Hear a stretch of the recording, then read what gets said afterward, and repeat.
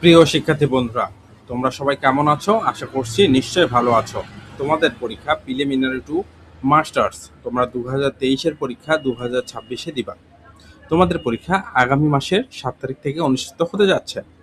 তা ইতিমধ্যে যারা আমার কাছ থেকে সাজেশন নিয়েছো, তারা আমি বলবো যে প্রশ্নগুলো দিয়েছি এই প্রশ্নের বাইরে কোনো প্রশ্ন করার প্রয়োজন নেই। আচ্ছা, এখন সকলকে উদ্দেশ্য করে আমি জাস্ট এই ভিডিওর মধ্যে অনেকগুলো কথা বলবো। তোমরা ভিডিওটা মনোযোগ সহকারে শুনবা এবং ভিডিওতে লাইক করবা এবং কমেন্ট করবা। বিভাগ দেখতে পাচ্ছ রাষ্ট্রবিজ্ঞান স্পেশাল সাজেশন, বিষয় হলো গবেষণা পদ্ধতি পরিসংখ্যান। এখন এই গবেষণা পদ্ধতি ও পরিসংখ্যান সাবজেক্ট নিয়ে কথা বলতে হলে আমাদের কথা বলতে হবে গত বছরে এই গবেষণা ও পদ্ধতি পরিসংখ্যানে প্রচুর স্টুডেন্ট ফেল করে। কেননা কি কারণে ফেল করে?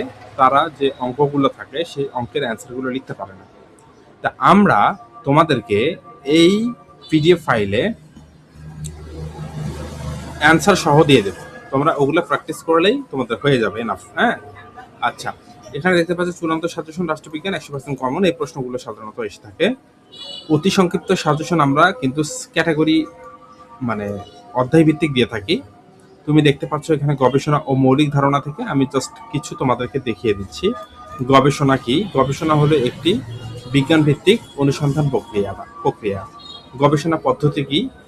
এখানে লেখা রয়েছে কতিপয় সাধারণ নীতিমালার সমন্বয়, যার মাধ্যমে গবেষণা নানা উপকরণ ব্যবহার করে সমাজ নিয়ে গবেষণা করে। সামাজিক গবেষণা কি? এভাবে জাস্ট আমাদের অতি সংক্ষিপ্ত প্রশ্ন এবং প্রশ্নের উত্তরগুলো সাজানো থাকে। এবার আসা যাক সংক্ষিপ্ত প্রশ্নগুলো আমাদের কেমন হয়ে থাকে।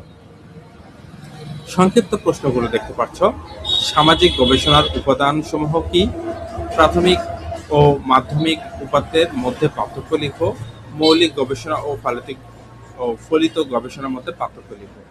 এগুলো আমাদের পিডিএফ ফাইলে অ্যান্সারগুলো খুব সুন্দর মতো দেওয়া আছে। এবার আসা যাক রচনামূলক প্রশ্ন। রচনামূলকে আমি জাস্ট 2টা ক্যাটাগরিতে ভাগ করেছি সাধারণত। এখন নমুনায়ন কি? নমুনার সুবিধা অসুবিধা এগুলো হলো 5 স্টার। আমি এগুলো কিন্তু 5 স্টারের এবারে পরীক্ষায় এই 3টা প্রশ্নই আসার সম্ভাবনা রয়েছে। রাষ্ট্রবিজ্ঞান অধ্যয়নে পরিসংখ্যানের গুরুত্ব ও সীমাবদ্ধতা আলোচনা করো। জরিপ পদ্ধতি বলতে কি বুঝো? সামাজিক গবেষণায় জরিপ পদ্ধতি গুরুত্ব ও সীমাবদ্ধতা আলোচনা করো। সকল বিষয়ের তোমরা যদি পিডিএফ পেতে চাও, তোমাদের 8টি সাবজেক্ট রয়েছে, তাই তো? 8টি সাবজেক্টের ক বিভাগ, খ বিভাগ, গ বিভাগটা আছে। এবং আমি বলবো যে গবেষণা ও পদ্ধতি পরিসংখ্যান তোমরা যদি ফেল করো, তাহলে আগামী বছর আবার পরীক্ষা দিতে হবে। তাহলে আগামী বছর যদি পরীক্ষা দাও, এটা সবচেয়ে বেশি লজ্জাজনক ব্যাপার হয়ে যায়।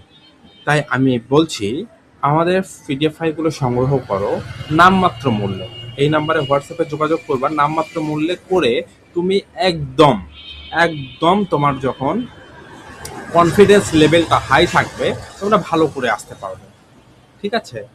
সামান্য কিছু টাকার জন্য আমি বলবো তোমরা যদি এই পিডিএফ ফাইলগুলো না নাও, এগুলো আমি অনেক মানে স্টাডি করে এগুলো সাজেশনগুলো মেক করা, অ্যান্সারগুলো মেক করা। তোমরা জাস্ট খুলবা, পড়বা, খুলবা অ্যান্ড পড়বা। ঠিক আছে? এগুলোর বাহিরে কোনো প্রশ্ন পড়তে হবে না বলে আমি মনে করি। এবং তুমি যে সাজেশনগুলো কিনবা, আগে দেখে নাও আমাদের চ্যানেলের সাজেশনগুলা কমন আসে কিনা। আমি কিন্তু অনেক সাবজেক্টের সাজেশন নিয়ে কাজ করি না। আমি শুধুমাত্র রাষ্ট্রবিজ্ঞান ডিপার্টমেন্টের সাজেশন নিয়ে কাজ করি। এর বাইরে কোনো সাবজেক্টের সাজেশন নিয়ে কাজ করি না। এবং আমি প্রায় দীর্ঘ 5-6 বছর থেকে আমি সাজেশনগুলো প্রোভাইড করে আসছি, যা যা রাষ্ট্রবিজ্ঞান ডিপার্টমেন্টের জন্য ছাত্রছাত্রীদের জন্য অনেক বেশি সহায়ক হবে। ধন্যবাদ থাকবে, ভালো থাকবে, সুস্থ থাকবে।